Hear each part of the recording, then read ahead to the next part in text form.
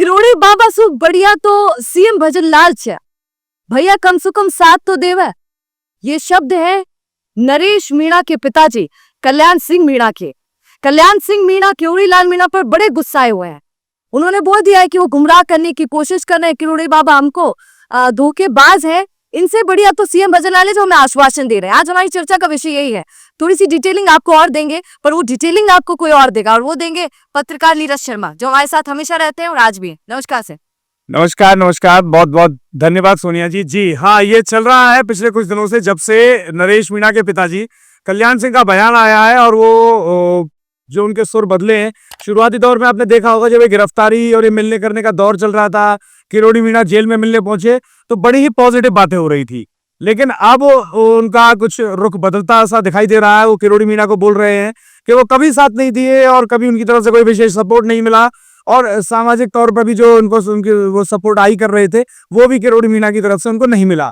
तो इसको आप, एक नया शब्द है आजकल यंगस्टर्स में बड़ा फेमस है, सिचुएशनशिप कह लीजिए आप इसको। ये सिचुएशन है कि उस समय एक अलग सिचुएशन थी उनकी और आज की डेट में एक अलग सिचुएशन है। अब उस समय नई नई गिरफ्तारी हुई थी नरेश मीणा की, चारों तरफ वो ट्रेंडिंग थे, छूटेंगे नहीं छूटेंगे, बाहर आएंगे नहीं आएंगे, तमाम तरह के वाद विवाद और बातचीत चल रही थी। तो उसी में आपने देखा हो तो भाजपा हुई या कोई अन्य बड़े नेता हुए, वो सभी नरेश मीणा से कन्नी काटते हुए दिखाई दे रहे थे उन दिनों। लेकिन जब उस पूरी भीड़ में अगर कोई सामने आया था, बड़े नेताओं की अगर फहरिस्त आप निकालेंगे, तो उसमें बड़े नेताओं में नाम था एक और एक सिर्फ किरोड़ी मीणा। और तमाम नेता भी, प्रहलाद गुंजल और ये वो तमाम, वो भी हाथ पर मार रहे हैं, लेकिन कोई पद में नहीं है और वो बड़े नेता की फिलहाल फहरिस्त में से बात वो अपनी बाहर समझिए, या वो अपनी राजनीति चमकाने की कोशिश। लेकिन जिसकी चमकी हुई है, ऐसा अगर कोई व्यक्ति लगा हुआ था, तो वो थे कौन? किरोड़ी मीणा। अब उस समय उनसे उम्मीद थी वो कुछ करेंगे, फायदा होगा उनसे कुछ, नरेश मीणा बाहर आ जाएंगे, तमाम तरह की आशाएं शायद उनके पिता को रही होगी, नरेश मीणा के पिता को। लेकिन उस तरह का कुछ जमीन पर नहीं हो पाया। तो शायद अब हो सकता है कि नरेश मीणा के पिता की एक खींच है जो बाहर निकल रही है, तो उसी वजह से शायद हो सकता है कह रहे हो किरोड़ी मीणा को कि भैया ये तो कोई साथ नहीं दिए, कोई काम की नहीं है, वगैरह वगैरह जो चीज है। वो सही है, पर सर सोचने का विषय है, किरोड़ी लाल मीणा की तो अब उनको तो दुश्मन बना दिया है, और दोस्त किसको बना दिया है? सीएम भजन लाल को। कहा कि सीएम भजन लाल की तो कोई गलती नहीं है, वो तो हमें आश्वासन देकर गए कि सब ठीक कर देंगे। देखिए, गलती तो किसी की नहीं है, गलती है सिर्फ नरेश मीणा की। अगर वो एसडीएम को थप्पड़ ना मारते तो वो जेल में ना होते, ये सिंपल सी बात है। इसमें सीएम भजन लाल की गलती है कि नहीं, या किरोड़ी मीणा की, या उनके नरेश मीणा के पिता की, या उस एसडीएम, किसी की भी गलती नहीं है सिवाय नरेश मीणा के। ये जनता जान ले, हम जान रहे हैं, और हर कोई व्यक्ति जान ले, और जो अंधभक्त है नरेश मीणा के पीछे, वो भी जान ले। अगर वो एक, आप समझिए, आप एसडीएम जो वहां पर बूथ ऑफिसर है, सबसे बड़ा अधिकारी है उस बूथ का या उस क्षेत्र का, उस वोटिंग एरिया का, तो वो एसडीएम ही है। कल को अगर नरेश मीणा चुनाव जीत जाते तो उसी एसडीएम के माध्यम से वो सर्टिफिकेट प्राप्त करते और वो विधायक कहलाते। इस सर्टिफिकेट को ले जाके विधानसभा में जमा कराते कि भैया मैं मेरे यहाँ से जीत के आया हूँ, जिलाधिकारी ने मुझे घोषित किया है जीता हुआ। तो वो वही एसडीएम, उसको वो थप्पड़ मार दे रहे हैं लोग। बताओ, भरी जनता के सामने इतना कोई आवेश में आ जा रहा है व्यक्ति, और कि वो थप्पड़ मार दे रहा है किसी इतने बड़े अधिकारी को। तो इसमें गलती सिर्फ नरेश मीणा की थी, गलती किसी की भी नहीं थी।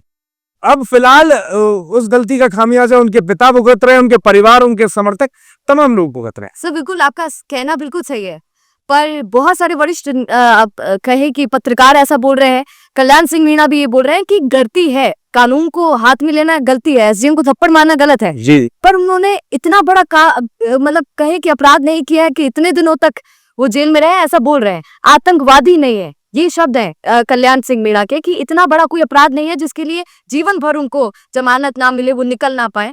इस पर क्या बोले? देखिए, आप अपराध के को मापने के कोई थर्मोमीटर तो बने नहीं है।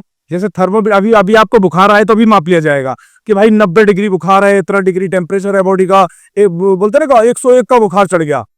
तो इसका कोई थर्मोमीटर तो बना नहीं है कि कितना बड़ा अपराध है, कितना बड़ा अपराध नहीं है। अब आप सिचुएशन को देखिए, कोई व्यक्ति जो चुनाव में ऑलरेडी कंटेस्ट कर रहा है, एक प्रत्याशी है, वो अचानक से किसी बूथ पे एसडीएम जैसे एक अधिकारी को थप्पड़ मार देता है, जो इलेक्शन कमीशन का सबसे बड़ा नुमाइंदा वहां पर उस सीट के लिए है, प्रशासन का सबसे बड़ा नुमाइंदा उस सीट के लिए है, और वहां पर वो फेयर चुनाव करवाने के लिए भी पूरी तरह जिम्मेदार है, जिसको लेकर तमाम तरह का आरोप हालांकि उस एसडीएम के ऊपर लगते रहे। अब वो एसडीएम आरएएस से प्रमोट होकर आईएएस बन गए हैं, या जो भी एग्जाम पास करके वो आईएएस और हो गए हैं अभी तो फिलहाल। तो खैर, अब आप समझिए कि आप उस आदमी को सीधे थप्पड़ मार दे रहे हैं भरी जनता में। इससे प्रशासन कितना कमजोर दिखता है। आप ये सिचुएशन समझिए। अगर आप संभावना है नरेश मीणा के ऊपर कोई कार्रवाई ना होती तो एसडीएम का या प्रशासन और तमाम तरह के सरकारी विभागों में कार्य करने वाले उन सभी मुलाजिमों के मनोबल का आप अंदाजा नहीं लगा सकते वो किस कदर गिर जाता। क्योंकि आप आपके पीछे अगर मॉब है 50, 60, 100, 200, 500 लोगों का, आप खड़े हुए कब किसी को थप्पड़ मार देंगे? ये कहाँ का लॉजिक हुआ? आप सुरक्षा क्या है? फिर महिलाएं भी काम कर रही हैं सरकारी विभागों में, तमाम तरह की महिला कार्यरत है, एईएन जेईएन के पदों पर कार्यरत हैं। अब जनता फर्ज कीजिए कोई एईएन है, महिला है, और वो जेईएन है, कोई महिला है, और वाटर वर्क्स के अंदर वो जेईएन है। अब किसी चीज को लेकर बड़ी समस्या है, पानी की सप्लाई नहीं आ रही है, बड़े समय से दिक्कत चल रही है किसी कॉलोनी में, वो अपने नॉर्मल विजिट को वहां देखने जाती है, कॉलोनी वाले उसके ऊपर हमला कर देते, मारपीट कर देते उसे। क्या स्थिति होगी? इस तरह सरकारी कर्मचारी काम कर पाएंगे?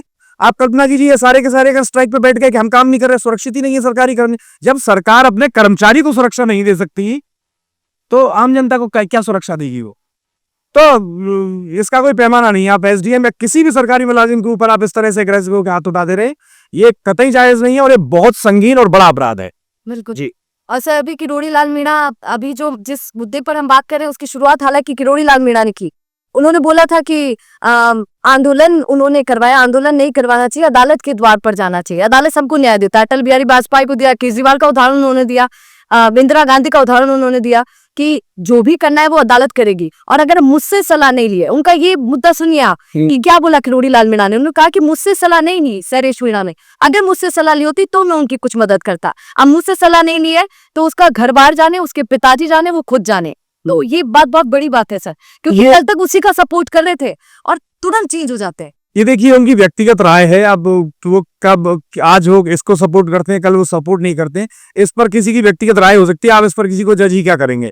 लेकिन नरेश मीणा ने जो किया वो किसी से भी सलाह लेके किया होता वो पूरी तरह गलत ही रहता। और अगर वो किसी से सलाह लेते तो मेरी समझ में कोई भी उनको ये नहीं कहता कि एसडीएम को जाके थप्पड़ मार दो।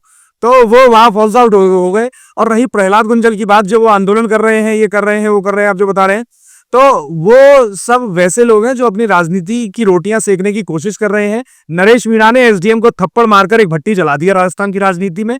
जिन लोगों की राजनीति फूक चुकी है, अब कोटा से प्रहलाद गुंजल की राजनीति फूक चुकी है।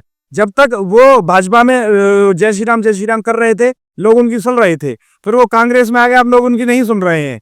तो अब वो नहीं सुन रहे हैं और उनकी राजनीति लगभग खत्म के किनारे में पहुंच रही है और सांस नहीं ले पा रही है। तो नरेश मीणा की जो भट्टी जलाई हुई है राजस्थान की राजनीति में, वो उसमें दौड़कर आ रहे हैं, रोटी उसमें सेकने की कोशिश कर रहे हैं। अब वो जमीन पर कितनी कारगर हो पा रही है और कब तक हो पाएगी उसका कुछ पता नहीं। और नरेश मीणा अगर कल को बाहर आ जाए वो पूरी तरह से खत्म हो जाएगी। बिल्कुल। पर सर एक सवाल है छोटा सा जी। ये नरेश मीणा का जो मुद्दा है, कहीं ना कहीं ये भाजपा को फायदा और किरोड़ी लाल मीणा को, हालांकि वो भी उसके पार्ट है, पर कहीं ना कहीं सीएम भजनलाल को फायदा और किरोड़ी लाल मीणा को नुकसान नहीं पहुंचा रहा है। आप ध्यान दीजिए, मीणा समाज जो इतना बड़ा तबका है जिसे प्रसन्न करने के लिए किरोड़ी लाल मीणा बीमारी में भी बाहर निकल रहे हैं, नाच रहे हैं, वही मीणा समाज का एक बड़ा तबका अब किरोड़ी लाल मीणा के अपोजिट चला गया है। वो सब कह रहे हैं कि नरेश मीणा के साथ नहीं तो किरोड़ी लाल हमारा नहीं, तो बहुत सारे लोग उनके अपोजिट चले गए हैं और इसका फायदा मीणा समाज का बड़ा तबका जो है वो सीएम भजनलाल की तरफ गया है। तो इससे कहीं ना कहीं आपको नजर नहीं आता? देखिए राजनीति में हर चीज का एक रिजल्ट आउटकम होता है, अपना अपना हर चीज का एक बोनस होता है। आप ये कह लीजिए कि आप अगर कुछ कर रहे हैं, लग से आप कोई आप काम आपने किया, उस काम की वजह से आपको कुछ एक्स्ट्रा फायदा होगा तो बाय प्रोडक्ट है उसका। अब चूंकि बस जो मुख्यमंत्री भजनलाल शर्मा है वो अपना काम ठीक तरह से कर रहे हैं, जो नैतिक तौर पर ठीक है वो कर रहे हैं, और एक बड़ा आउटरीच है जनता के अंदर नरेश मीणा की गिरफ्तारी और तमाम चीजों को लेकर। और लंबे समय से वो जेल में थप्पड़ की वजह से बाहर नहीं आ रहे हैं। एक जनता के अंदर इस बात को लेकर गुस्सा है, तो मुख्यमंत्री के नाते उसके उनके माँ बाप से मिलते हैं, जो समर्थन के तौर पर शायद कर पाते होंगे या नहीं कर पाते होंगे, वो मैं क्या ही कहूँ उसमें, वो कर रहे होंगे। तो वो एक जो उनकी भूमिका बनती है वो अपनी भूमिका के हिसाब से ठीक काम कर रहे हैं, तो उसके हिसाब से शायद उनके लिए कोई सपोर्ट बन रहा हो, तो बाई प्रोडक्ट है कि उनको फायदा कुछ मिल रहा हो इसके चलते।